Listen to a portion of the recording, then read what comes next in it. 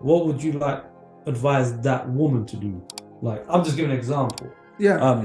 Basically, almost like there's no room for any civil talk or anything because this person has just grown into hating someone, their partner, that much that they emotionally, blackmail them, emotionally drain them, and just constantly negative. What would you suggest, in that situation? And they got kids. What would you like? What's your take on that?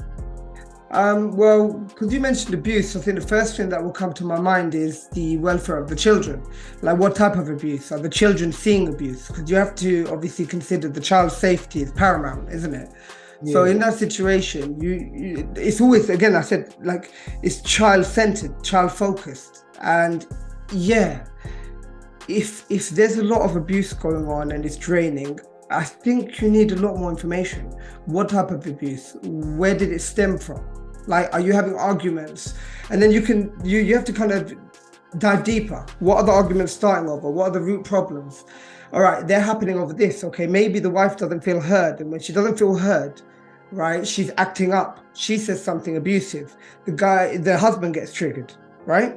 So, and then what happens? The husband's hot-headed. Maybe he chucks something, or maybe he does verbally abuse her, but obviously because he's a bit more aggressive, right? It gets out of hand. So you see something from that.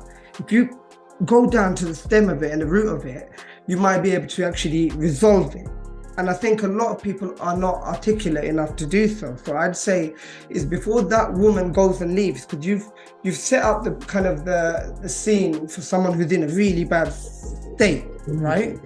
I'd say someone else, obviously clearly help's needed. And I think whether it's counseling or whether it's family members coming in, trusted people who can come and actually sit down, and you don't just go get your brother or sister because they're your elder or your mom.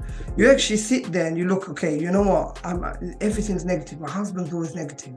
This is going on. All right. Is he going through depression? What's going on at home? Is he being oppressed? I think a lot of the times is we blame one side of the one partner, and it may be that they're suffering. There's people who go off to war, they come back, they get PTSD. They were loving people before they came back, and then they come home and the wife has to have the negative externality, the negative effects of that PTSD. However, that person was once upon a time a functioning adult. So I'd say is before, and obviously if your mental health is getting to a point where, okay, you maybe feel suicidal, you can't do no more, and you got kids. Well, if you feel for your safety, I would say do what's best to make sure you feel safe. However, tick the boxes, get a therapist, maybe suggest in a safe way and actually think about how you could do therapy for your spouse. Bring an intermediary in. And then what I'd say is before you walk away, give a given amount of time to assess change, right? Because you can't just say, these are the things we discussed and yeah, we're going to go and do these things now. Yep. And then tomorrow there's a blip. No, you said this and you said you were going to change. Change takes time. And I think what I'd say to people in relationships is set out parameters of what you see success as, right? And speak to your spouse and say, look, I want to be with you. I want this relationship to work because first things first, I love you. And if I've fallen out of love with you, I did love you, right? However, love can be rebuilt. And if it has to be, it's important, it's vital for our children that we rebuild this. And then you go from the ground up with an intelligent mindset. So that's what I would say to that person. And then once they've kind of satisfied those grounds, right, by all means, you need to leave. And in between that process, if at any point it becomes dangerous for you, you do what's necessary, whether it's call the police or get out of there. But you see what I mean? There has to be, and people aren't taught this. You see how I break it down? Yeah, this is why I asked the question, because, for viewers at home, they might listen to this and think, well, this don't apply to me. I'm in a hard situation. It's easier said than done. Well, that's why I want to ask that question, because a lot of people say that, this talk is easy talk. It's easy just to say, ignore negative people. These are situations that are real. I've seen it, I've heard of it. Do you know what I mean? So That's why I asked you this question. And what I'd add quickly is, this is what I've noticed too, is for all those people who want to go and have a difficult conversation, always start with praise. So if it's your spouse, look, I really love you. I know you take care of me and you're always doing your best, right? But as of late, I've noticed that you're getting home a bit late, or you're making more time for your family, and I haven't spent much time with you. And it makes me feel like I'm not as valued, right? And obviously I'm your husband. And I wanted to feel like I was a priority, and I'm not feeling that way, but I'm sure you don't mean it, and I'm sure you haven't noticed it. There's been a lot going on lately, and maybe it's just one of those things. So you see how I praise, I criticize, and I praise again, right? And I think people need to start doing this with people. I know you might think it's silly, but you see how that can actually let you reduce barriers to start a dialogue about something that's bothering you. And people need to do that. Praise, criticize, praise. It doesn't matter it's not just in the workplace. Do it in your life. Although, everything that Habib is saying is absolutely right, and it's a right way to do things. And I totally agree. Some of the things, I totally agree with the way that you should do the things.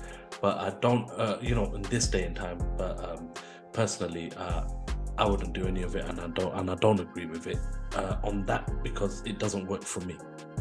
Me and Raz, we grew up in a different era. Logical, but not practical. Yeah, logical. Not in all cases. Well, we grew up in a practical era. Yeah, if it didn't work.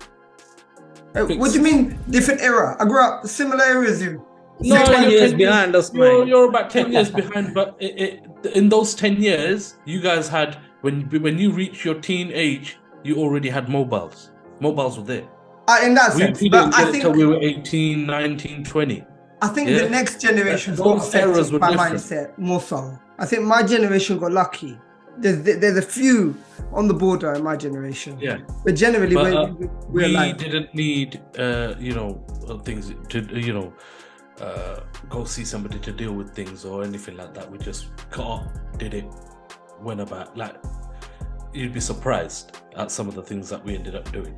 But we've all gone through different life experiences, and we've dealt with it in that way without seeing anybody. But yeah, I agree. Sometimes speaking with friends is, when I speak to Raz, I'll speak to you, Habib. Yeah, you can class that as, it's classed as you're getting therapy. Yeah, it's a form of therapy. But confiding with friends, trusting people. It's just confiding in two friends that are classed as, more family than my own family. Yeah, that I've known Raz since I was 10, 11 years old, all the way till now. That's like 30 odd years, perhaps. Yeah, of course, it's somebody that I confide in. We've been through thick and thin. We've been through everything. So it's like, you just learn to deal with things, and that's that person that I talk to about everything. And I know him or you would give me sound advice that I can judge myself there, whether I'm doing the right thing or not. You guys would give me that second guess, or you guys will give me the right advice and I know I'm right. Yeah. Anyway, but it is what it is anyway. But the way to go about doing, the right way to go about doing things nowadays is exactly what my guy Habib said. No, thanks, Dill. I think it's important for us to just look at what type of people we ask advice from. Some people are unfortunate; they don't have their inner family circles or friendship circles, or they're not able to foster good relationships with people to be able to go and speak to them about problems and solutions. So I think for those people, they need to go find another outlet or professional who can help them. But again, like I said, I don't disagree with you. I think sometimes you gotta just take it on the chin. Sometimes you gotta figure it out. First try, work things in-house before you go. The culture's all wrong now. Everyone just runs to go seek help or go do this or go do that, and they're not resilient. So I think it's always about trying first and ticking off the box as you go down the logical ladder of how to deal with it, and with the goal in mind always. Don't be on the same page. Yeah. Sometimes people go therapy. They agree to go therapy because both of them think they're right. One of them may be wrong, and they go to therapy. So the neutral person that is the therapist will, be honest, and one of them will get caught out in being in the wrong. Yeah. No, I wouldn't say caught out, but Not they caught realize out, that they come into realization that they're wrong. The most wrong.